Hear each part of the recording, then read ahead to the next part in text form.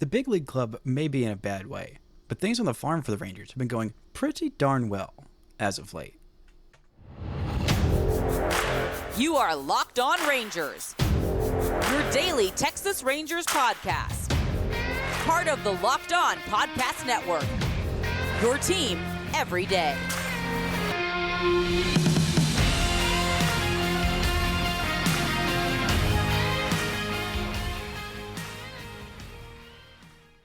You are locked onto the World Series champion Texas Rangers. I'm Bryce Patrick, a cripplingly addicted Texas Rangers fan covering this team for 11 seasons, including all 6 as the founder and host of this podcast. Thank y'all so much for making Locked On Rangers your first listen every single day. If you're not already, you can follow me on Twitter at Bryce Patrick. You can follow the show at Locked On Rangers. Hit subscribe on your favorite podcasting platform and on YouTube, where the best way you can help grow the show is to comment nearly any single thing below.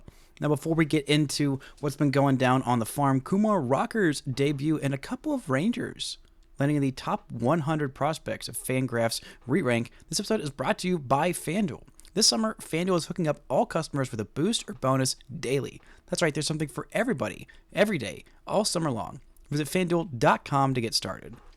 Now, there have been a lot of promotions this week, a lot of things happening, obviously, at the big league club surrounding the trade deadline. The Arizona Complex League season is done, so we'll look a little bit about what's been going on there. There have been some important names doing some important things at that level, but when one season is ended, another begins, or rather, a lot of the prospects that are there get promotions to other levels, forcing promotions upon promotions upon promotions. So there's been quite a bit of movement in the Rangers system over the last week or so. Mitch Bratt has been promoted up to Frisco. Isaac Tiger, first baseman Arturo Diesla, Glider Figueroa, all of those guys have been promoted from low A to high A Hickory. Pablo Guerrero, Jose De Jesus, Jeremy Cabrera, all have been sent to down east for some full season ball. And those guys, we'll talk about them in a second, but those guys have been having some fantastic seasons. But I want to start off with Fangraph's top 100 prospect rankings. They also did an organizational ranking that was less flattering of the Rangers. But the top 100 prospects, there were 2 of them the Rangers landed in the top 100. The first one felt obvious in Sebastian Walcott, but him being all the way up at 26, that is by far the highest I have seen anyone put Walcott. As of right now, he is, I believe, in the 75 to 70 range for MLB Pipeline, which feels a little low given what he's been doing this season. But the other Rangers prospect that made the top 100, no, it wasn't Jack Leiter. Nope, it wasn't Evan Carter. Nope, wasn't White Langford. All those last 2 have graduated. But it was Alejandro Rosario jumping in there at 83. I mean, wow. To put him on the top 100 after most of a season, not quite a full season of work, is an impressive nod to him. Especially a guy who had basically no buzz heading into the draft. He was a guy the Rangers got in the 5th round. And this year has been probably the best story on the Rangers farm.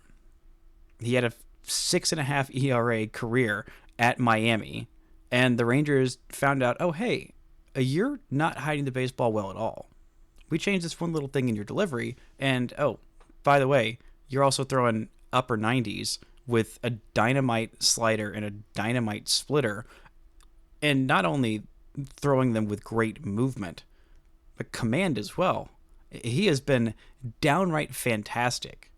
Make it into the top 100 after, 60-something innings he's thrown this year? 74. Nope. 70 in 2/3 innings total as a professional. But he's already in the top 100. And I don't think this is the only place that is going to have him in the top 100 when they start releasing those lists next year. I was really, really close to putting Rosario as my number 2 prospect on the Rangers list over Justin Foscue. I ended up being a little bit less generous, putting him at 4 behind Kumar Rocker.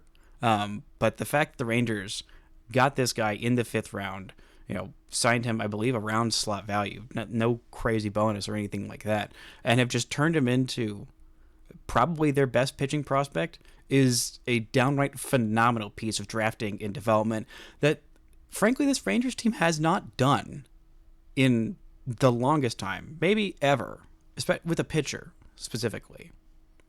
There have been some developmental wins. There have been a lot of good hitters that the Rangers have developed over the course of the franchise's 53-year history. Guys like, Pudge, guys like, Joey Gallo, others as well, Mark Teixeira, Josh Young, seemingly Wyatt Langford. Seems like they kind of hit on that one. I don't know how much of the development they did, but a little bit. But he kind of just fell to them. But getting this kind of a developmental win from a pitcher, and not just one pitcher, but several pitchers across the farm, up and down the farm this year, it inspires a whole lot of confidence that I have never had in this Rangers development apparatus about producing one day a number 3 starter, or heck, maybe even better. Maybe. Dare to dream. Dare to dream that they develop one decent starting pitcher. But the overall ranking, the organizational ranking, not nearly as flattering from Fangraphs, ranking the Rangers system as the 23rd best farm system among 30 in Major League Baseball. I think that was a little low, honestly. I think the depth of this Rangers squad is better than they're given credit for. It's the second best in the AL West, ahead of everybody outside of the Mariners. Not a whole lot of depth out there in the AL West. Surprisingly, the Astros still have one top 100 guy, as many as the Angels. Those two are 29 and 30, with the Astros being 29th and the Angels being 30th. And the A's at the 26th best system. The AL West farms are not painted in the most flattering light. I think this system has got a lot more depth than that. It kind of depends on which guys you're high on. I'm still very high on Kumar Rocker, who made his Double-A debut on Friday last week. He will make his second start today. As I am recording this, it will be in a few hours. Unfortunately in San Antonio, and unfortunately for me that he had to make his debut on the same day that I was leaving town and could not go watch him in Frisco. But Grant Schiller, friend of the show, was there to watch Kumar Rocker make his Double-A debut, and he looked fantastic. The fastball was 97 to 99. He also threw the slider, which is his go-to pitch. He got several strikeouts in that one. Only went 3 innings. Only threw just 37 pitches, I believe it was. Mainly because Cody Bradford was there to get some relief work done, and Kumar Rocker went and threw a little bit in the bullpen. Yeah, 37 pitches, 26 strikes, 7 swings and misses, 6 called strikes, just 1 hit, 4 strikeouts, no walks, no runs earned or otherwise in his 3 innings of work against those Tulsa Drillers. This was a great debut. I liked that he was able to come back this year and will get about a month and a half or so, depending on if Frisco makes the Texas League playoffs, which I believe they will. But getting some real work in. I was a little worried last year after his elbow went kablooey and he had the elbow reconstruction surgery that he might miss all of this year. He's already missed most of this year, but getting in this work, getting in some time in Double-A, and hopefully I'll get to see him in person. I'll make all of his starts on the road. That would be a supreme bummer. But getting that kind of a look at him, the fastball, not only was he throwing the 4-seamer, he is also mixing in the sinker, mixing in the curveball, and the changeup as well. Those 2 pitches look fine. Curveball's definitely got some potential, but it is mainly the slider and the fastball that are going to get him to the big leagues. If that changeup or that curveball can end up being plus pitches for him, or if they can both end up being league average pitches for him, I think that's going to be the determination of if he sticks as a starter or is a really good starter. If they're average, I think he sticks as a starter. If one of them ends up being plus, and he's got 2 double plus pitches and another plus pitch, I think that is the makings of an elite starter.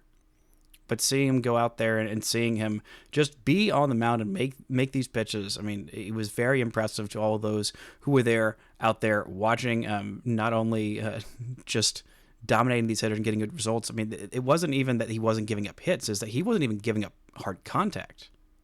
He was just absolutely obliterating these Tulsa hitters. And the advanced data on the fastball looked pretty good. The four-seamer didn't have the most, flattering, movement data, peripherals, things like that. But again, you're chucking it out there, sitting 97, 99. It doesn't really matter as much what the peripherals are. If you're throwing that and you're maintaining that level of velocity, not to mention you've also got a dynamite slider in your bag. It's not just hitters are sitting on that fastball. They can't sit on the fastball because the slider is too darn good. That is a great, great mix for Kumar Rocker. I'm excited to see what he does in his start tonight. Excited to see him on the mound, just being out there and being healthy, because people have forgotten about Kumar Rocker. And I think that there was a lot too much of overreaction of him, not getting the hype, not being, thought up as an elite prospect. He still is. He's still got that stuff. Yeah, he missed a year with elbow surgery, but then again, it happens for quite literally everybody. And seeing that debut and seeing the progress that the Rangers have made with some of these pitching prospects kind of gives me a lot more hope in the Rangers winning another championship at some point in my lifetime. It's August, which this year is one of my favorite calendar months for sports, because FanDuel this summer is hooking up all customers all summer long with a boost or bonus daily. That's right, there's something for everyone, every day, all summer long. It is Olympics time. It is time for the Rangers to possibly make a chase, but I mean, looking at all the action on this Olympics, keeping up with it is so much fun, but sometimes it's even more fun to get in on the action. If you want to bet on the women's U.S. national soccer team to win the gold medal, right now they are a plus 155. If you're getting a Katie Ledecky fever, right now she is minus 600 to win the women's 800-meter freestyle. She's just absolutely dominant there. Or if you're thinking, women's USA women's basketball, I want to bet on the favorite. Right now, minus 2,400 to win the gold medal. Those women are just absolutely dominant. So head over to FanDuel.com and make the most out of your summer. FanDuel, official sports betting partner of Major League Baseball. Get supplies from the site that's made for the skilled trades. SupplyHouse.com.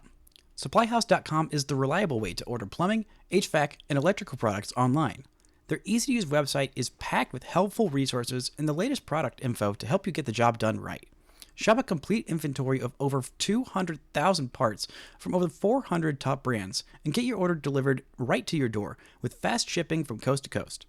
Need help with an order? Get expert support and industry-leading service from the friendliest folks in the business and talk to a real person every time. Pros in the skilled trades can get a competitive edge by joining SupplyHouse.com's free Trade Master program.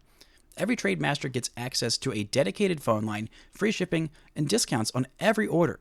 Join the thousands of trade pros already benefiting from their free membership at supplyhouse.com/TM and order plumbing, HVAC, and electrical supplies from anywhere with just a few clicks at supplyhouse.com. Now, I want to get a little bit more into some of these promotions, specifically Mitch Bratt. Now, Mitch Bratt, overall, his season numbers look fine. Look not that impressive, but when you dig deep and you look back to what he was doing to start this season, starting the season again in Hickory, repeating a level because the Rangers didn't see exactly what they wanted from him enough to get promoted into that AA rotation just yet. And he had a little bit of a rough start to the year. In April, he had 3 starts, averaging around 4 innings per start, a little bit over, but he got kind of lit up a little bit. A 6.75 ERA in that month, and then in May, an ERA north of 4. But since then, Mitch Bratt has been on an absolute heater. In the last 90 days, his last 14 starts, he's got a 2.11 ERA, 64 innings, 65 strikeouts, just 15 walks. He has been on another level as of late. And I mean, his last month in July was just dominant. 4 games pitched, 3 of those were starts, 18 and a third innings, 26 strikeouts, just 3 walks, and only 1 earned run. A 0.49 ERA. Just absolutely dominant stuff from Mitch Bratt. Made his first start in Double A in August. 5 innings, just 1 hit, just 2 walks, only 4 strikeouts. He's not going to be a big strikeout guy. That's not who Mitch Bratt is. He has a pitchability. Think a lot of Cody Bradford. Although I don't think he's quite as tall as Cody. No, he's not. 6'1". But knows how to pitch, knows how to sequence his pitches, knows how to locate like crazy. I mean, he really has got some of the best command in this system. And he is a guy, while the stuff isn't the flashiest, sometimes just pitchability is underrated. It is a valuable thing. And, he's got the upside to be a number 4 starter in the big leagues. That's valuable. That's something the Rangers haven't really developed in a long time. They've barely developed much of any pitching. So if you get anybody that is a reliable starter that can be the number 4 or 5 starter in your rotation, that is something that is what you call a developmental win for sure. We'll see how he looks in Double A for the rest of the season, but I have been really excited about what Mitch Bratt has been doing. Another guy who made his debut up a level is Isaac Tiger, who has been kind of churning through this Rangers system pretty darn quickly. A 7th round pick in the 2023 draft, which is looking like a really darn good draft for the Rangers, not only getting, Wyatt Langford at the top, but getting Alejandro Rosario in the 5th round and Isaac Tiger in the 7th round. He is a guy who was thought of maybe as a reliever, but has been a starter, is going to stick as a starter as long as the Rangers can have him there.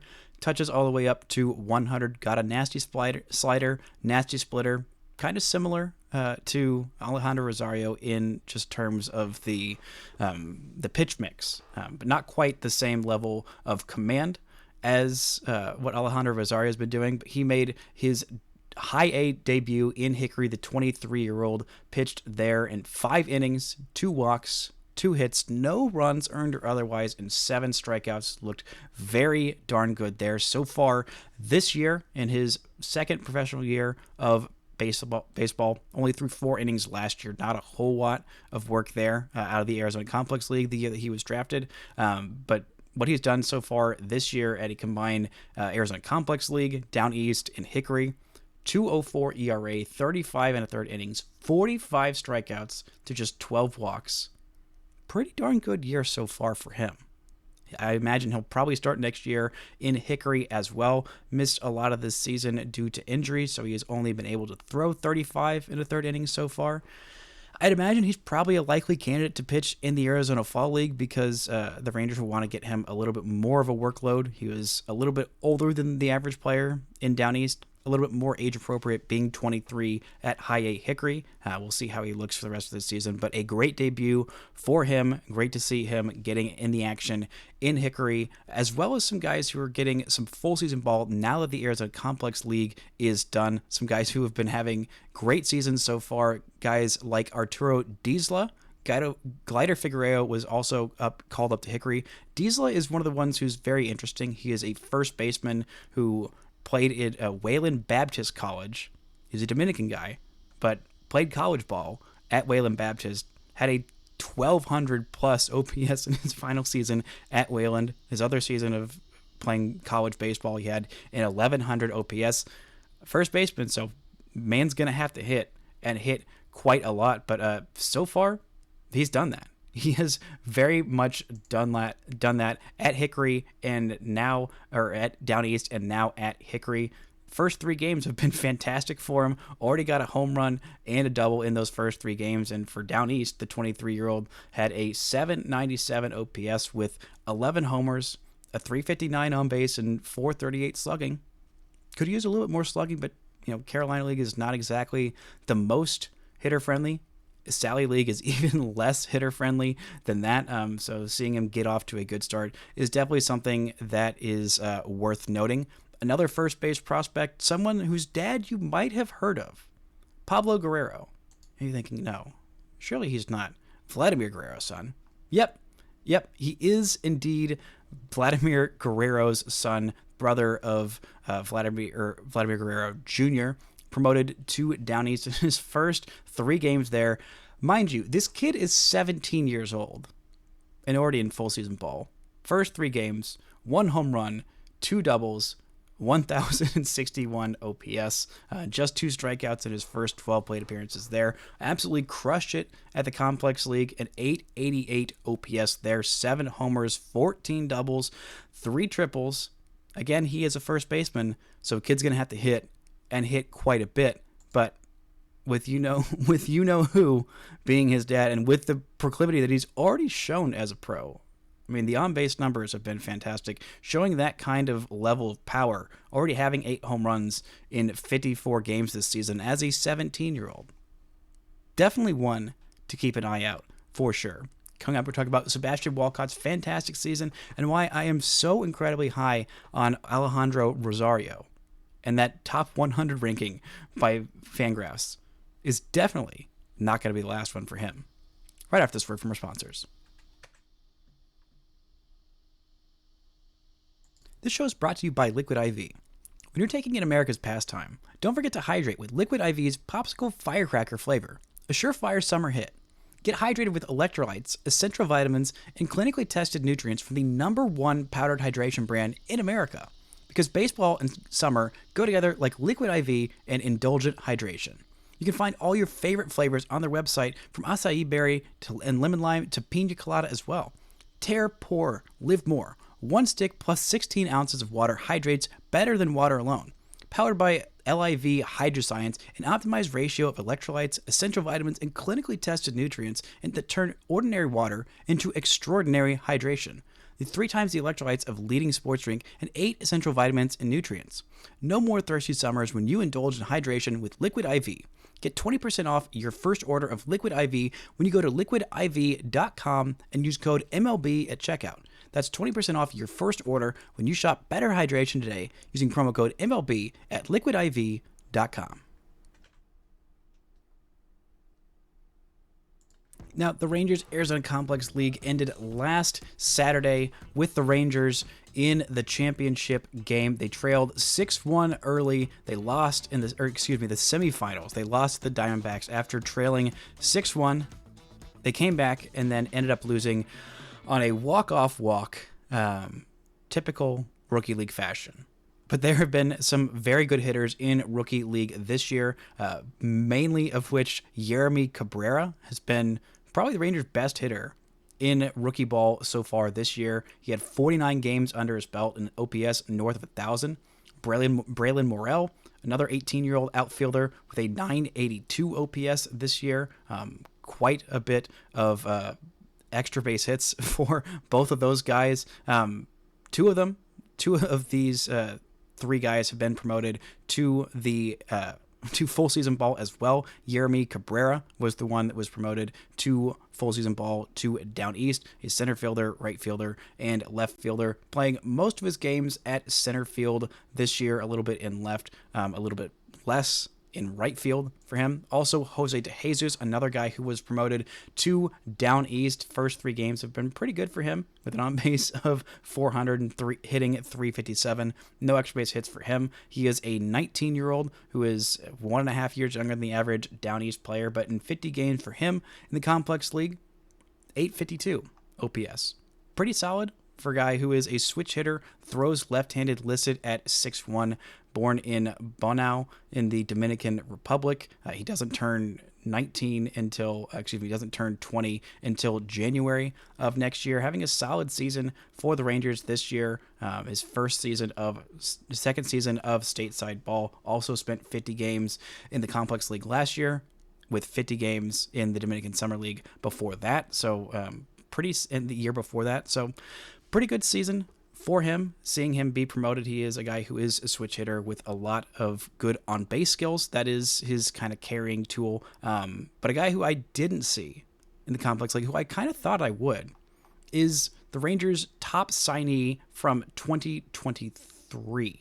Yes, 2023, Paulino Santana. This was his first year of pro ball. He's a guy who is a center fielder, a right-handed hitter, probably going to stick in center field. A guy who very unfairly got some comps to Julio Rodriguez, was projected to be a guy who could move very, very quickly through the system, a very polished hitter. That ended up being the case with his Dominican Summer League debut. 40 games there, a 468 on base. 39 walks to just 28 strikeouts, but not a whole lot of power for the youngster. I'm sure that will be added as he fills out a little bit. Listed at 6'2", 180 pounds. He did not make his stateside debut this year, so I think those comparisons to Julio Rodriguez were a little bit unfair. Who was Julio Rodriguez, who was a star in the big leagues at age 29. That wasn't the case for him. Solid first season, though. 821 OPS in his first year of pro ball. That 468 on base. That is something that is definitely worth keeping an eye on. But the brightest player in the Rangers system, the clear number one prospect, the clear best Bahamian prospect in minor league baseball right now is Sebastian Walcott. Just continuing to be on an absolute heater, being an 18-year-old in Hickory, 4.2 years younger than the average player, and he doesn't turn his half birthday is in September. So he has still been under 18 and a half this entire season. Just incredible what he's been doing in his first 2 years of pro ball, making it all the way up to Hickory as a 17-year-old, going from the Dominican Summer League to the Complex League to Hickory last year. Very impressive. Starting this year at Hickory, very aggressive assignment. It's difficult at first, but he has grown into it. He has shown power. He has shown on-base skills. He has shown discipline. Still, lots of swing and miss. Still a little raw defensively. But the fact that this kid is just absolutely crushing it to this degree is incredibly impressive. We shouldn't lose sight of it. In the last 90 days, he's gotten 852 OPS in 65 games, 270 plate appearances. So after that rough start, he really has turned things around, and he hasn't slowed down. I mean, April was rough for him. May was kind of rough for him, but those 2 months, he still ended up with a 633 OPS in April, despite that horrendous first couple of weeks where he could barely make contact, barely get on base. And May was also difficult on him, but he still ended up with a 646 OPS in that month with an on-base of 350. He just was not putting the ball in play, not doing damage to it. But the last 3 months, June, July, and now August, I mean, an 853 OPS in June. In July, it got even better at 926. And so far, one game into August, a 2,000 OPS. Pretty darn good when you go 2 for 4 with a homer and a double in your one game in the month. That kind of tends to inflate those numbers. But this kid, I don't know why he's not getting more love as a top 30 prospect in baseball, because that's clearly what he is at this point. I mean, when you're 18 years old and you're at high A, and maybe, who knows, maybe by the end of the year, since Hickory's season ends a little bit before Frisco's we'll get to see him in Frisco as an 18-year-old. And next year, as a 19-year-old, he's absolutely going to be Frisco's everyday starting shortstop, which is absolutely incredible. And the last time that someone did that in Frisco, well, that guy was Elvis Andrus. You might remember he had a pretty darn good career for the Rangers. Now, is Sebastian Walcott going to stick at shortstop at 6'4"? I don't know. Maybe. Is he going to still have some swing and miss issues as he keeps going further up in the levels? Sure. But the raw talent, the raw power, the athleticism, and the insane work ethic, and insane belief in himself, the self-belief with this kid is just crazy high. Wanting to make the big leagues as a teenager, that is an incredibly difficult thing to do. And no matter where he ranks in prospect rankings, really, that doesn't matter. Where the Rangers system as a whole ranks doesn't particularly matter as much as what the Rangers think of their system and what other teams evaluate their system as. I mean, that's half the battle. That's half the point of prospects is trading them, getting other teams to value your prospects highly. That's what the Rangers done the last couple of years. Even the guys that they gave up in that, massive sell-off, totally all-in moves last year. I don't think they gave up any guys that were in their top 5. A couple guys that were fringy top 10, but none of them this year are guys who I'm looking at and thinking, oh my gosh, how are the Rangers not having that guy? Oh my gosh, how did the Rangers give up all that to go win a World Series? And even if they were, even if, Tekoa Roby turned into Cole Reagan's 2.0, I mean, that would hurt a little bit more. But still, even if they do that, the Rangers use their farm system for the right reasons to go win a World Series. And Alejandro Rosario jumping up into a top 100 ranking after, 15 professional games so far? It's crazy. The stuff that he's been doing in Hickory since he's been promoted, still absolutely dominating these hitters. In his last time out this week, on the 30th of July, 5 innings, 6 hits, no runs, earned or otherwise, just 1 walk and 9 strikeouts. I mean, the strikeout rate with this kid is just phenomenal. Even jumping up a level. At Down East, it was downright insane at 13.2 Ks per 9. And then he jumps up to Hickory, and it jumps up even higher. 39 strikeouts in just under 24 innings. He's got nearly 14 Ks per 9 if you combine his numbers at high A and low A as well. And, oh, by the way, the ERA at those two places combined is 2.40. Just crazy how good this kid has been in such a short time, going from a mediocre ACC pitcher to absolutely dominant starter with an incredibly high ceiling. It is just such a turnaround for this system. Getting guys like him, guys like Cole Drake, who I barely mentioned, he also got promoted to Hickory. That was a little while ago. It has been a little over a month since he got promoted to Hickory. He has been putting up some great numbers there as well. The big, tall lefty drafted in the 2022 draft. It would have been a little too good if the Rangers got him in the 11th round of the 2023 draft, if they had a draft where they got 3 pitchers like Rosario, like Drake, and also like Isaac Tiger. But Drake has been crushing it at Hickory this year. 26 innings, 34 strikeouts, just 5 walks. Fantastic numbers there. Getting hit a little hard, getting hit a little bit too much with the home run ball, with 3 home runs in those 26 and a third innings. The 3.42 ERA, still a really darn good season for him so far. Another guy who I put on my top 30 prospects rankings. But being able to go through all of these different pitchers, there's still plenty of guys who I haven't touched on. Winston Santos isn't having the best time in Double-A Frisco just yet, but still an overall impressive season for him.